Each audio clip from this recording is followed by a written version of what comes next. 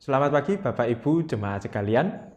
Kembali berjumpa dalam Hikmat Pagi GKI Karangsaru tanggal 3 Januari 2024. Sebelum memulai aktivitas kita pada sepanjang hari ini, kita akan merenungkan sedikit dari firman Tuhan.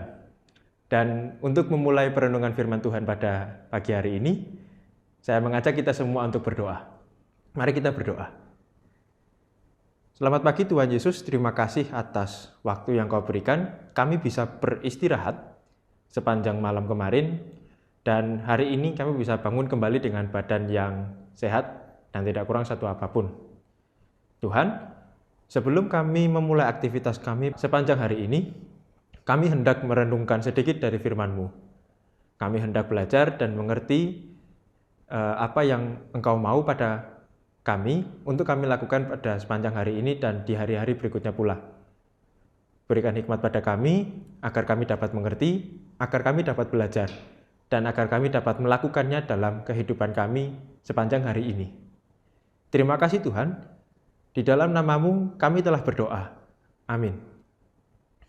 Tema hikmat pagi pada hari ini yaitu bagaikan bejana tanah liat.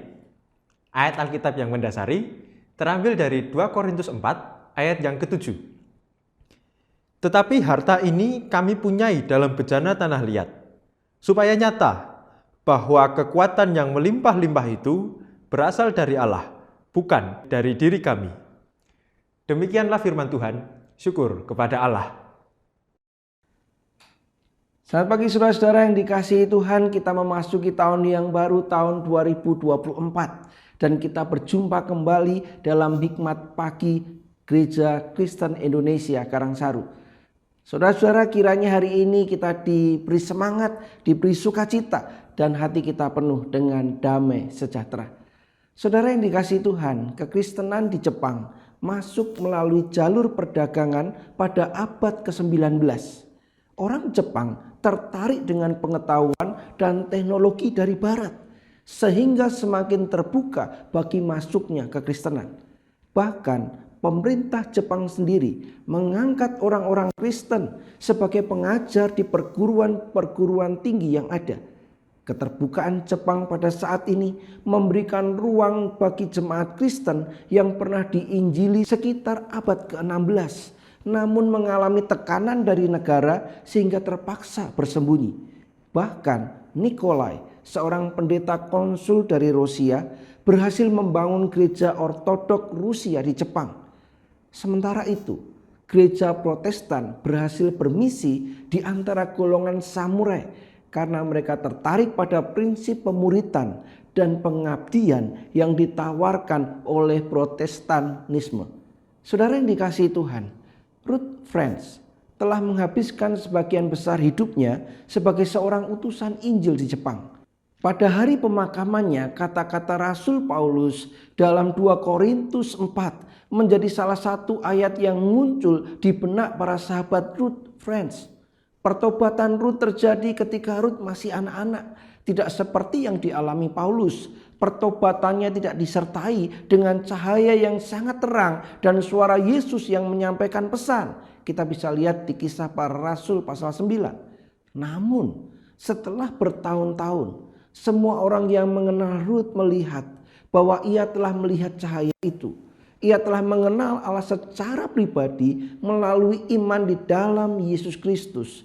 2 Korintus pasal 4 ayat 6. Dan wajahnya menyiratkan sukacita karena hubungannya dengan Tuhan. Kisah Ruth ini memenuhi gambaran Paulus tentang tubuh manusia sebagai suatu bejana tanah liat ayat 7 yang rapuh dan hanya bersifat sementara. Suatu penyakit yang hampir merenggut nyawanya pada tahun 1953 telah membuat fisik Ruth rentan. Namun selama tahun-tahun itu ia bertumbuh semakin kuat secara rohani. Ketika dokter memberitahu bahwa hidup Ruth tak akan lama lagi, setiap orang melihat kedamaian menghiasi wajah Ruth. Sesudah kematiannya, kebanyakan surat dan pesan email dari teman-temannya di Jepang berisikan tema yang senada. Senyum Ruth memancarkan kehadiran Yesus dalam hidupnya. Dalam kerapuhan diri, Tetaplah setia melayani dengan sukacita. Amin. Mari kita berdoa. Bapa, terima kasih memulai tahun yang baru, hari-hari yang Tuhan sudah perkenankan untuk kami tapaki, kiranya membuat kami semakin bijaksana.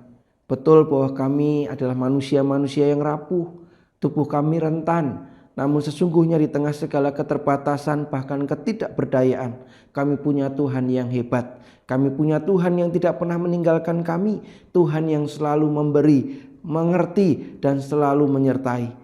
Oleh karena itu mampukan kami Tuhan di dalam perjalanan ini supaya kami menyatakan kemuliaan Tuhan dalam hidup setiap kami.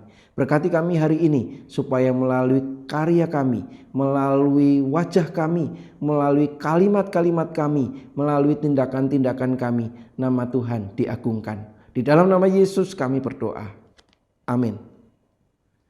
Saudara yang dikasihi dan diberkati Tuhan, kitalah alat-alat peraga Tuhan. Sesungguhnya di dalam kehidupan ini kita menunjukkan bahwa Yesus hidup di dalam hidup kita. Dengan cara itulah orang-orang akan percaya kepadanya. Dengan cara itulah orang-orang tertarik untuk datang dan menyembah Dia. Kehidupan manusia sangat rapuh dan rentan terhadap segala penderitaan. Setiap orang yang mengandalkan Tuhan membawa inspirasi bagi sesama dalam segala keadaan.